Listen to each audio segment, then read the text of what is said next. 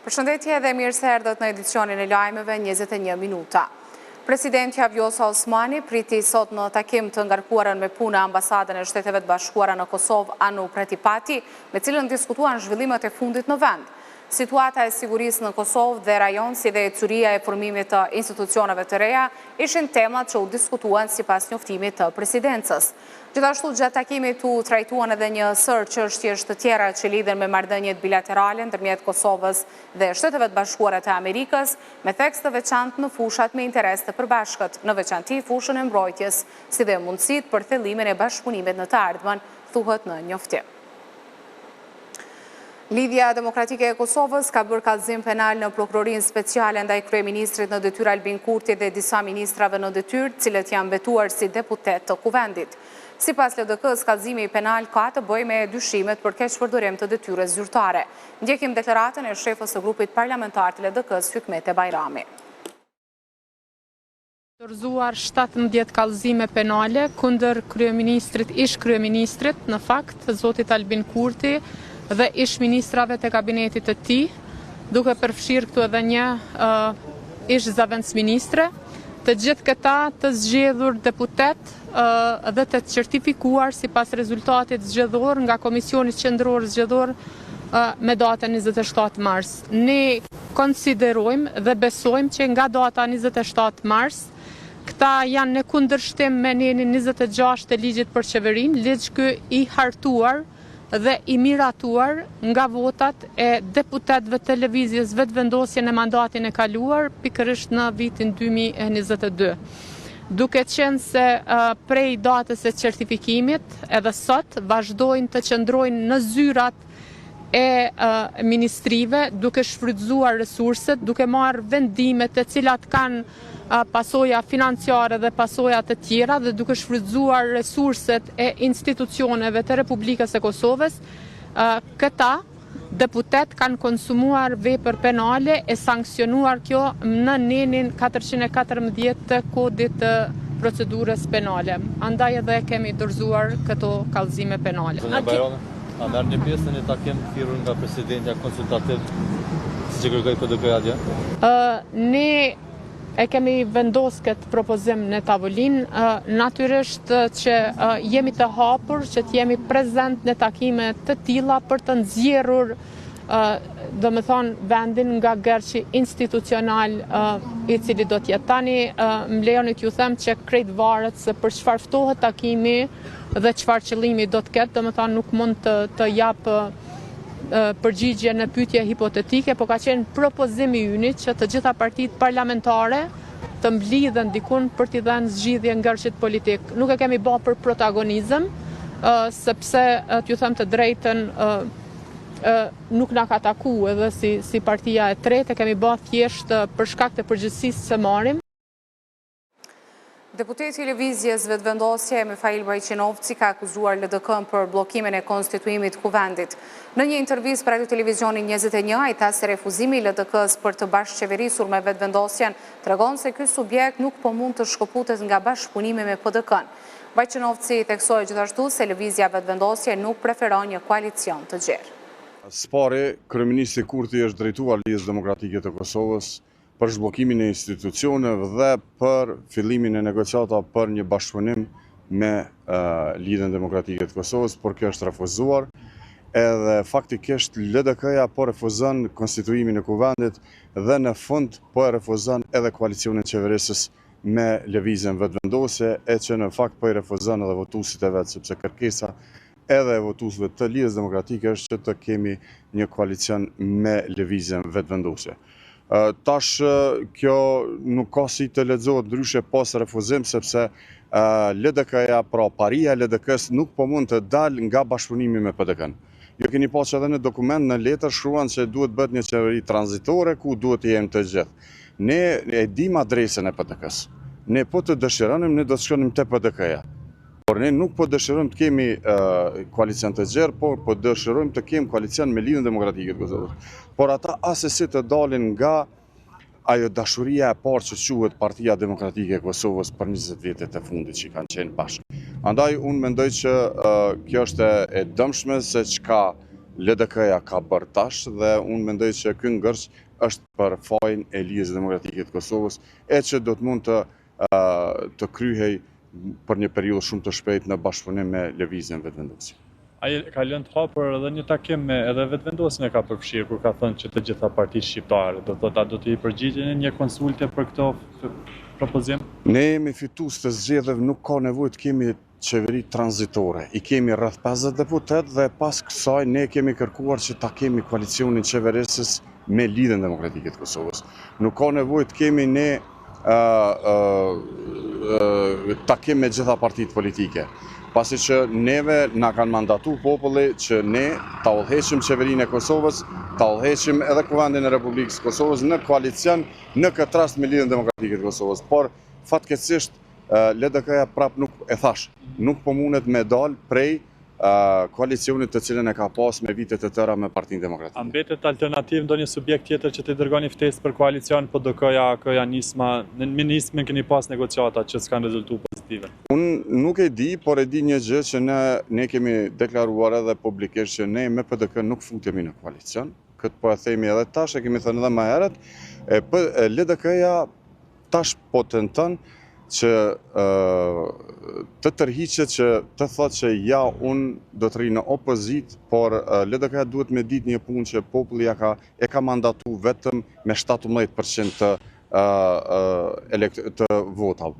Kështu që ne edhe një herë kemi thënë me PDK nuk futemi në koalicion, por partneri yni do të ishte Lidhja Demokratike e Kosovës dhe jo një qeverisje e gjerë siç e ka shuar zoti Abdi Xhiku, i cili po thotë se ne duhet të jemi në qeveri të gjithë, jo të gjithë.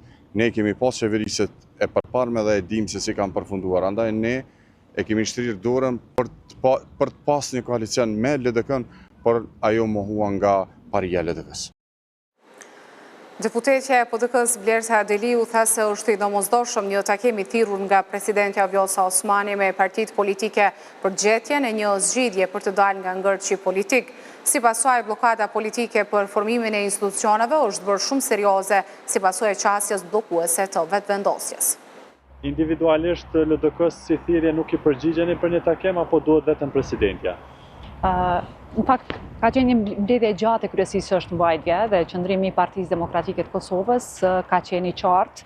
E para shumë e rëndësishme që situata politike, veçanërisht marrja peng e kuvendit të jetë çështje kryer, për faktin se nesër do të jetë seanca e 13 me radhë që kuvendi bën përpjekje për zhbllokuar situatën dhe krimin e institucioneve të reja, duke qenë vetëdijshme që situata është shumë serioze, po bëhen 3 muaj me datën 9 që nga mbarimi i zgjedhjeve. Ndërkohë që ende s'kemi asnjë shenjë për të tejkaluar të gjendje, ne e kemi konsideruar nevojshme që duhet të ketë një takim të ftuar nga presidentja e vendit, ku do të ftohen gjithë aktorët politik, natyrisht duke marrë për bazë edhe pozicionin e saj si pozicionin e saj kushtetues. Kemi kërkuar që, në fakt, ka qenë propozimi për PDK-s një platformë ku presidentja do të fton aktorët politik për të bërë përpjekje që të dalim nga kjo situatë. Për më tepër, ne kemi qenë të hapur në secilin takim, natyrisht Partia Demokratike e Kosovës që nga mbarimi i zgjedhjeve ka mbajtur takime me pothuajse të gjitha partitë politike shqiptare në Kosovë dhe jemi të interesuar që t'i hapim rrugë zhbllokimit, prandaj është e nevojshme që çdo qelës që e nxjerr situatën nga ky pozicion të jetë i rëndësishëm dhe të jetë i domosdoshëm në mënyrë që ta tejkalojmë ngërçin politik 3 mujor. Besoni që mund të jetë efektive kjo qeveri gjithëpërfshirëse duke qenë edhe vetëvendosje pjesë e saj, pajtoheni me këtë për shkak që AKJ-ja thotë se nuk pranojmë të ulemi në tërheqje ku është edhe vetëvendosje. Për PDK-n s'paraqet problem? Jo, ne kemi thënë ftesën, kemi kërkuar, në fakt kërkesa jonë ka qenë që presidentja të jetë ajo e cila i fton aktorët politik, natyrisht ne do ta shohim gjatë rrugës pastaj mbarbajtjen e procesit dhe se si do të jetë zgjidhja për të dalë nga situata e rëndë politike, por është e rëndësishme që secili politikan edhe secila parti politike të bëjë përpjekjet e saj për këtë ngërç, për cilin natyrisht ka një përgjegjësi, është përgjegjëse lëvizja vetëvendosje e cila për 3 muaj me radhë po e vazhdon blokadën e institucioneve të vendit, duke bërë shkelje të njëpasnjëshme edhe për mënyrën se si organizohen këto seanca, të cilat janë bërë të neveritshme dhe të lota për qytetarët e Republikës së Kosovës. Po një kompromis në këtë qeveri gjithëpërfshirëse për një kryeministër konsensual, për shembull të mos jetë nga PDK-ja, por nga një subjekt tjetër? Nuk do të deklaruam, do të jemi rezervuar, sepse po e them është çështje hipotetike dhe kjo tërësisht varet nga rrjedha e zhvillimeve të cilat pritet të ndodhin në ditëve në vazhdim, por po e them Partia Demokratike e Kosovës e ka dëshmuar që është e hapur për të tejkaluar këtë blokadë të rëndësishme. Kemi demonstruar qëndrimin tonë bashkëpunues edhe atëherë kur ka qenë bukur e vështirë, por duke pas parasysh që interesi i vendit dhe interesi i Republikës së Kosovës është më i rëndësishëm për t'i dhënë fund degradimit disa vjeçar të institucioneve tona, për t'i dhënë fund izolimit të Kosovës, për t'i dhënë fund këtij partneriteti të cunguar dhe për ta zhvilluar perspektiven e Kosovës një dimension plotësisht më të hapur e më të gjerë, ne kemi demonstruar gatishmërinë tonë politike që të ulemi e të shohim se si të dalim nga një situatë e tillë. Madje, ju e dini që Partia Demokratike e Kosovës madje ka pasur edhe propozim që të ndrohet kandidatja, e cila për të disatën herë nuk merr votat e mjaftueshme brenda kuvendit të Kosovës, duke konsideruar që një emër i përveçëm nuk mund të jetë më i madh sa interesi i Republikës së Kosovës. Pra, nëse ka ndryme nesër në një skenar ndryshe, do të votonit, nëse ka një emër tjetër përveç Albulenës? Kërkesa jonë ka qenë e qartë, edhe në takimin e zotit Krasniqi me zotin Kurti, ne kemi kërkuar që të ketë ndrim të kandidatit, sepse nuk mund të ketë situata të përsëritura me epilog të njëjtë dhe me emër të njëjtë, pastaj natyrisht që gjendja do të mbetet e njëjtë, për ta tejkaluar të ngërç politik, ne kemi propozuar që të ketë një emër të ri i cili mund të vijë nga lëvizja vetëvendosje. Po për fund Lerta, cili është koalicioni më i preferuar për PDK-n? Partitë të cilat kanë qenë në opozita e mandatit kaluar, për më tepër janë partitë të cilat kanë fituar më shumti ulse në zgjedhjet e fundit, po flas për partitë politike shqiptare. Kjo ka qenë në fakt preferenca jona që është thënë qysh nga mbarimi i zgjedhjeve dhe natyrisht mbetet, po e them prapë, të shihet se si do të shkojë, por preferencat tona kanë qenë tashmë të qarta, deklarime publike dhe nuk kemi hezituar që nga mbarimi i zgjedhjeve ta bëjmë publike qëndrimin tonë si subjekt politik lidhur me alternativa që Partia Demokratike e Kosovës i ka pa të nevojshme për t'i dhënë Kosovës një dimension të ri të zhvillimit.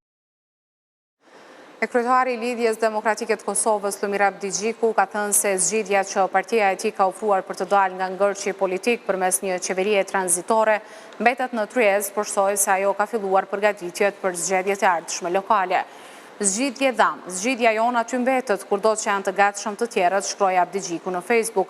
Ai theksoi se deri në arritjen e një zgjidhjeje përtej gjithë blokadës që siç tha na shërbehet pa vizion, LDK do të merret me proceset e veta përpara. Prandaj sot kam thirrur në takim të gjithë kryetarët e degëve të LDK-s për të nisur procesin konsultativ e përgatitor mbi zgjedhjet lokale 2025, ka shkruar Abdigjiku.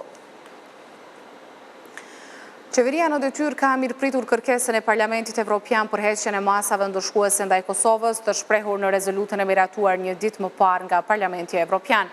Këshilltari i zëvendës kryeministrit në detyrë, Klisman Kadiu, tha për Radio Televizionin 21 se masat ndaj Kosovës duhet të hiqen sa më parë, pasi sipas tij ato po mbahen padrejtësisht.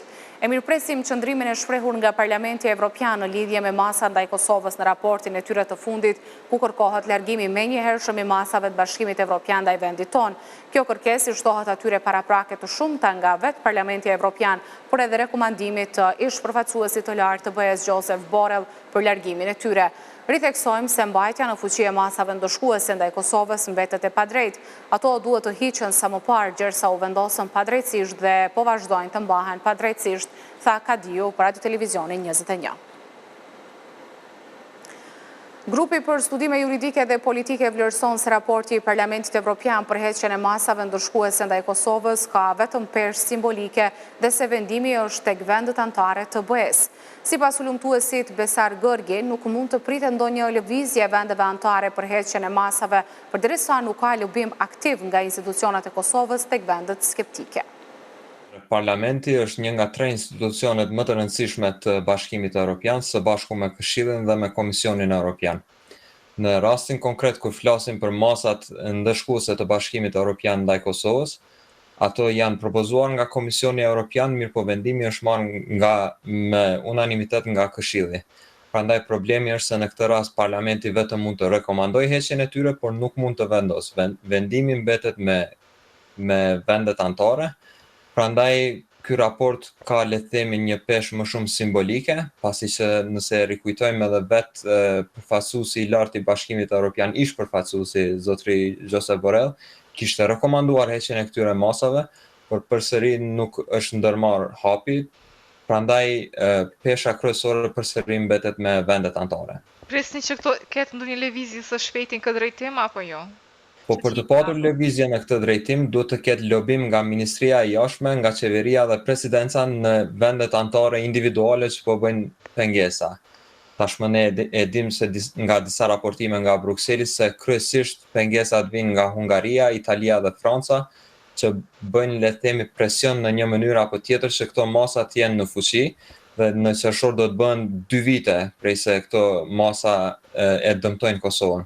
Por që në qoftë se ka një seriozitet për heqjen e këtyre masave, atëherë duhet të ndërmarrë veprime duhet të ndërmiren nga qeveria për të kontaktuar me këto vende anëtare, me kryeqytetet e tyre, me qeverit, në mënyrë që të bëhet një lobim aktiv dhe këtë nuk mund ta kemi përderisa nuk ka një qeveri funksionale dhe nuk ka një kuvend funksional. Kur u marr vendimi për ndëshkimin e Kosovës, atëkohë mendoj se së paku mirë që e lanë emrin masa ndëshkuese dhe jo sanksione, pasi që sanksionet kanë një lloj stigmatizimi në marrëdhënie ndërkombëtare, pra një vend që është në sanksione ka një dëmtim të rëndë të reputacionit, siç është për shembull rasti i Rusisë dhe Iranit. Por se tashmë po e shohim se në fakt do të ishte më mirë që të kishte sanksione zyrtare, pasi që sanksionet mund të vënë për maksimumi 6 muaj. Dhe pas 6 muajve, vendimi për vazhdimin e sanksioneve duhet të merret me unanimitet. Pra në këtë rast, nëse në qershor të 2023-s Kosova do të vendosë në sanksion nga vendet e Këshillit, pas 6 muajve do të duhet të rishikojë dhe do të duhet që çdo vend të votonte pro për vazhdimin e tyre. Prandaj kemi kaq shumë të Bashkimit Evropian të sanksioneve ndaj Rusisë. Dhe në këtë aspekt duhet theksuar se në një anë po është më mirë se nuk kemi marrë zyrtarisht sanksione, por kanë qenë masa, s'paku titulli i tyre, por se në aspektin e vazhdimësisë së tyre kjo na ka ndikuar shumë negativisht dhe padyshim se e dëmton reputacionin ndërkombëtar të Kosovës.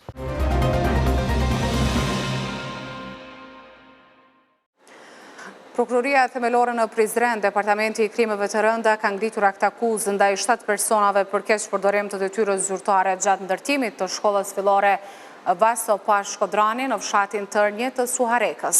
Të bandehurit akuzohen se në periudhën mes tetorit 2018 dhe dhjetorit 2019, duke vepruar në cilësi të ndryshimeve si menaxher projekti, mbikëqyrës komunale të jashtëm, si dhe antar të komisionet për kontrollimin e punimeve, kanë shkelur procedurat dhe detyrimet zyrtare duke mundësuar përfitimet pa drejta për operatorin ekonomik të kontraktuar. Sipas akt akuzës, projekti për ndërtimin e shkollës në vlerë mbi 294.000 euro është ndryshuar në mënyrë të paligjshme, ndërsa janë pranuar punë të pakryera si të përfunduara. Kryeministri në detyri i Kosovës Albin Kurti ka bërë sot homazhe në varrezat e dëshmorëve në Landovic në nderim të 25 vjetorit të rënjes së Ekrem Regjës, komandant Drinit. Kurti e vlerësoi Regjën si një figurë të shuar të luftës dhe të mendimit strategjik për shtirimin e vendit. Ekrem Regja, komandant Drini, ka qenë një veprimtar intelektual, një luftëtar i paepur, i cili me pushk në dorë dhe me strategji në mendje u përball me armikun e okupatorin serb dhe sot shënojmë 25 vjetorin e vrasjes së tij, me që rast të bëm homazhe këtu te valli i tij dhe shprehem mirënjohjen tonë të thellë tek familja e tij që e dhan një birë kaq të vlefshëm për kombin shqiptar.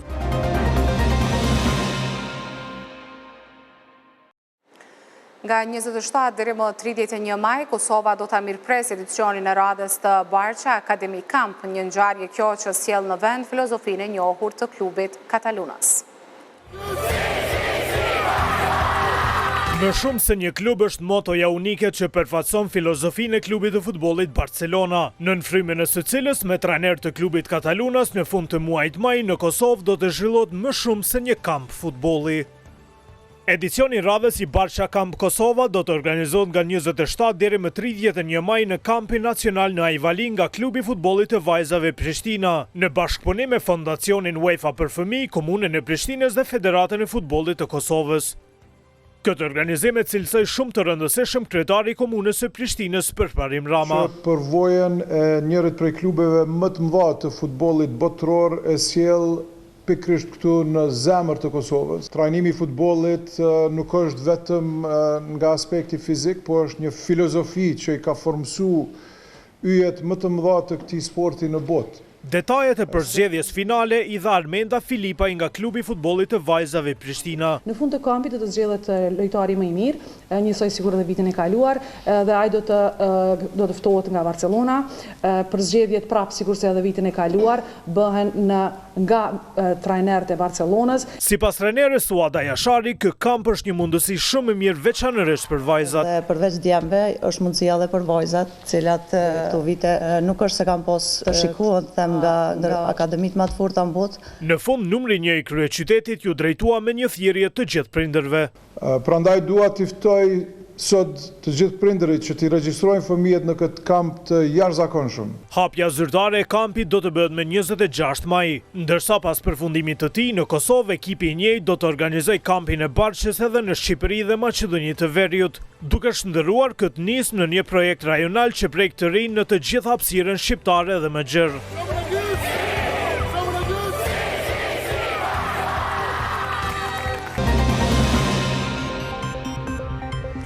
Ju falenderit për vëmendje dhe mirupafshim në edicionet e radhës.